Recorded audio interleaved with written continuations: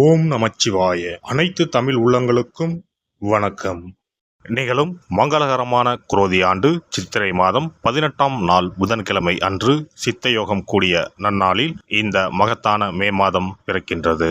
இம்மாத கிரகநிலை என எடுத்துக்கொண்டால் மேசத்தில் சூரியனும் சுக்கிரனும் இணைவில் உள்ளனர். ரிஷபத்தில் குரு பகவானும், கன்னி ராசியில் கேது பகவானும், சந்திர பகவான் மாத தொடக்கத்தில் மகர ராசியிலும், கும்பராசியில் சனி பகவானும், மீன ராசியில் ராகு பகவான், செவ்வாய் பகவான், புதன் பகவான் சஞ்சாரம் செய்கின்றனர். இம்மாத கிரக பெயர்ச்சி என எடுத்துக்கொண்டால் புதன் பகவான் மே மாதம் 10ஆம் தேதி மீனராசியில் இருந்து மேசராசிக்கும், சூரிய பகவான் மே மாதம் 14ஆம் தேதி மேசராசியில் இருந்து ரிஷபராசிக்கும், சுக்கிர பகவான் மே மாதம் 19ஆம் தேதி மேசராசியில் இருந்து ரிஷபராசிக்கும் பெயர்ச்சி அடைகின்றனர். இந்த கிரக சஞ்சார அமைப்பினால் இம்மாதம் உங்கள் வாழ்வில் ஏற்படக்கூடிய சுப மற்றும் அசுப பலன்கள் என்ன என்பதனையும், அசுப பலன்கள் ஏற்படுமாயின் ராசிக்காரர்கள் செய்ய வேண்டிய பரிகாரம் என்ன, வணங்க வேண்டிய தெய்வம் யார் என்பதனை பற்றியும் காண்போம். சித்திரை மாதத்தின் பிற்பகுதியும் வைகாசி மாதத்தின் முற்பகுதியும் இணைந்ததுதான் இந்த மகத்தான மே மாதம். உழைப்பின் அடையாளமாக விளங்கும் இம்மாதத்தின் முதல் தேதியிலேயே குரு பகவான் பெயர்ச்சி அமைவது மிக சிறப்பான அம்சமாகும். பிறக்கப் போகும் இம்மாதத்தில் உங்கள் வாழ்வில் வளமும் நலமும் செல்வ செழிப்பும் பெற்று வாழ்வில் உயரிய நிலையை அடைய எல்லாம் வல்ல எம்பெருமானை வேண்டி விரும்பி கேட்டுக்கொள்கிறேன். விவேகத்துடன் செயல்பட்டு எண்ணியதை நிறைவேற்றிக் கொள்ளும் கும்பராசி அன்பர்களே, பேச்சுக்களில் இருந்து வந்த தடுமாற்றம் குறையும். பூர்வீக விஷயங்களால் ஆதாயம் அடைவீர்கள். தர்ம காரியங்கள் மற்றும் திருப்பணி சார்ந்த செயல்களில் ஈடுபாடு உண்டாகும். எதிர்பார்த்த சில வரவுகளில் தாமதம் ஏற்படும்.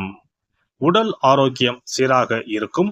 நண்பர்களிடத்தில் இருந்து வந்த கருத்து வேறுபாடுகள் விலகும். திறமைகளை வெளிப்படுத்துவதற்கான வாய்ப்புகள் அமையும். சமூக பணிகளில் மதிப்பும் மரியாதையும் மேம்படும். வியாபாரத்தில் புதிய விஷயங்களையும் நுட்பங்களையும் கற்றுக்கொள்வீர்கள். கடன் சார்ந்த சில உதவிகளில் அலைச்சல்கள் ஏற்படும்.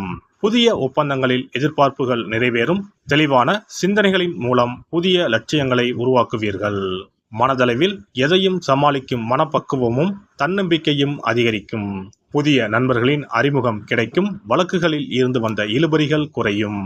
உடல் ஆரோக்கியத்தில் முன்னேற்றம் ஏற்படும். பொருளாதார விஷயங்களில் சற்று சிந்தித்து செயல்படவும்.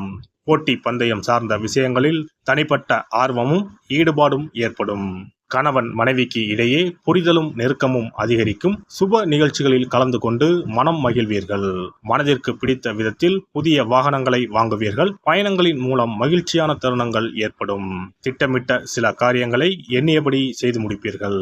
வியாபாரிகளை பொறுத்தவரை ஒரு விதமான மந்தத்தன்மை உண்டாகும். பயணம் சார்ந்த விஷயங்களால் ஆதாயம் ஏற்படும். கொடுக்கல் வாங்கலில் சூழ்நிலைகள் அறிந்து முடிவெடுக்கவும். கூட்டாளிகளின் ஆதரவு கிடைக்கும். ஒப்பந்தங்களை படித்து பார்த்து கையெழுத்து இடுவது நல்லது. இழுபறியான சில பணிகளை நுட்பமாக திட்டமிட்டு முடிப்பீர்கள். கூட்டாளிகளின் ஒத்துழைப்பு மனதிற்கு மகிழ்ச்சியை ஏற்படுத்தும். வியாபார ரீதியான பயணங்களால் லாபம் மேம்படும். மறைமுக போட்டிகளை வெற்றி கொள்வீர்கள். பணிபுரிவோர்கள் துரிதத்துடன் செயல்படுவது உங்கள் மீதான நன்மதிப்பை உண்டாக்கும். மேல் அதிகாரிகளிடத்தில் உங்கள் மீதான மதிப்பு உயரும். மனதிற்கு மகிழ்ச்சியான செய்திகள் கிடைக்கும். தன வரவுகளில் ஏற்ற இறக்கமான சூழல் உண்டாகும். பணிகளில் விருப்பமான இடமாற்றம் கிடைக்கும். அலுவலகம் சார்ந்த பயணங்களால் ஆதாயம் அடைவீர்கள். முதலீடு மற்றும் சேமிப்பு சார்ந்த விஷயங்களில் கவனம் செலுத்துவீர்கள். கலைஞர்களை பொறுத்தவரை உடன் இருப்பவர்கள் பற்றிய புரிதல் ஏற்படும். மற்றவர்களின் ரசனை தன்மைகளை புரிந்து கொள்வதற்கான தருணங்கள் கிடைக்கும். புதிய முயற்சிகளில் சில நுட்பங்களும் மாறுபட்ட அனுபவங்களும் ஏற்படும். அரசு சார்ந்த அங்கீகாரங்கள் தாமதமாக கிடைக்கும். சாமர்த்தியமான பேச்சுக்களின் மூலம் காரிய அனுகூலம் உண்டாகும். புதிய படைப்புகளை உருவாக்குவதில் சற்று ரகசியம் காப்பது நல்லது. பயணங்களின் மூலம் மாறுபட்ட அனுபவம் ஏற்படும். அரசியல்வாதிகளுக்கு எதிர்பார்த்த பொறுப்புகள் கிடைப்பதில் தாமதம் உண்டாகும். புதிய முயற்சிகளில் மாறுபட்ட அணுகுமுறையினால் வெற்றி அடைவீர்கள். சுயநலம் கலந்த பொதுநல செயல்களால் ஆதாயம் உண்டாகும். வழக்கு சார்ந்த விஷயங்களில் சாதகமான முடிவு கிடைக்கும். தொண்டர்களின் விருப்பங்களை புரிந்து கொள்வீர்கள். பெண்களை பொறுத்தவரை இம்மாதம் விலை உயர்ந்த பொருட்களின் சேர்க்கை ஏற்படும். புதிய மனை சார்ந்த வாய்ப்புகள் அமையும். குடும்ப பெரியோர்களின் ஆதரவு கிடைக்கும். உடன் பிறந்தவர்களின் எண்ணங்களை புரிந்து கொள்வீர்கள். தொழில் சார்ந்த பயணங்கள் சாதகமாக அமையும். மனதளவில் புதிய நம்பிக்கை உண்டாகும். புதிய தொழில்நுட்ப கருவிகளை வாங்குவீர்கள். உறவுகளின் வழியில் அனுசரித்து செல்வதன் மூலம் சாதகமான வாய்ப்புகளை உருவாக்கி கொள்ள முடியும். மாணவர்களுக்கு பாடங்களில் இருந்து வந்த கவனக்குறைவுகள் குறையும். எதிலும் ஆர்வத்துடன் ஈடுபடுவீர்கள். ஆசிரியர்களின் பாராட்டுகள் உத்வேகத்தை ஏற்படுத்தும். உயர்நிலை கல்வியில் ஆலோசனை பெற்று முடிவு செய்யவும். நண்பர்களின் மறைமுக ஆதரவு கிடைக்கும். கல்வி தொடர்பான வெளியூர் பயணங்கள் சாதகமாக அமையும். அரசு உதவிகள் குறித்த வழிகாட்டுதல் கிடைக்கும். புதிய துறை சார்ந்த கல்வியும் அது சார்ந்த தேடல்களும் அதிகரிக்கும். தினந்தோறும் விநாயகரை வழிபடுவதன் மூலம் தடைகள் விலகும். மனதளவில் புத்துணர்ச்சிகள் ஏற்படும்.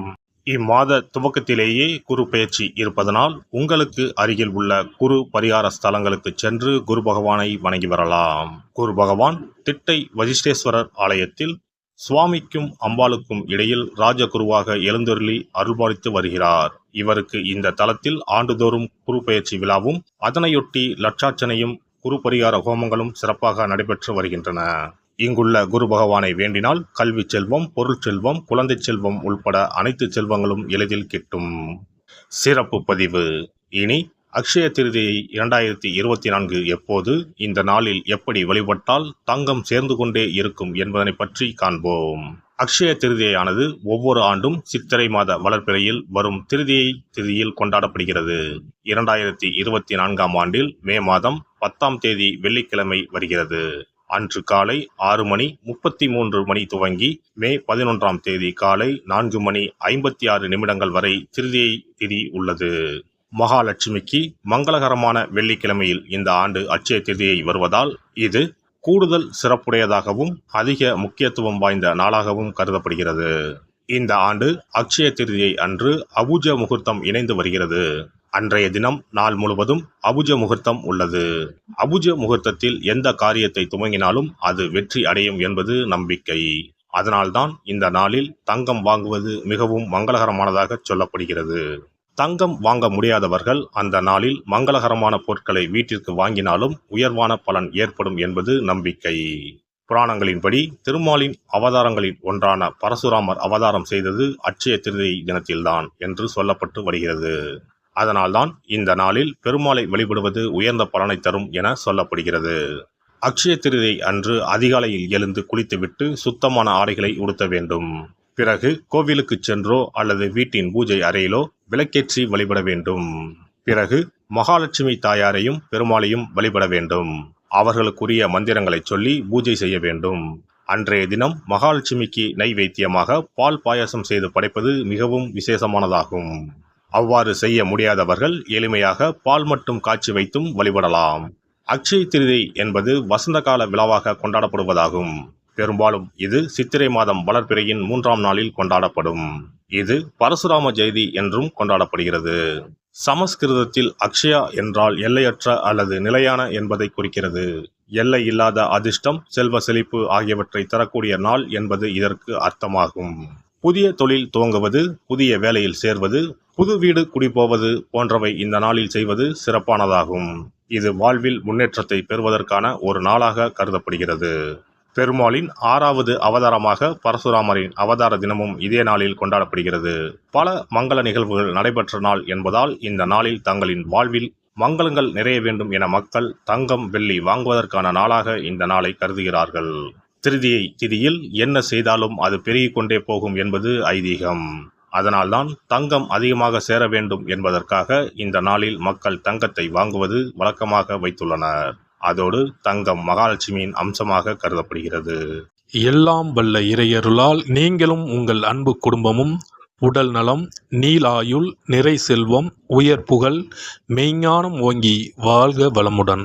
இந்த வீடியோ பதிவு உங்களுக்கு பிடித்திருந்தால் லைக் பண்ணுங்க, கமெண்ட் பண்ணுங்க, ஷேர் பண்ணுங்க, மறக்காம சப்ஸ்கிரைப் பண்ணுங்க, பக்கத்துல இருக்கிற பெல் பட்டனை கிளிக் பண்ணுங்க. நன்றி, வணக்கம். ஓம் நமச்சிவாய. சிவாய நம.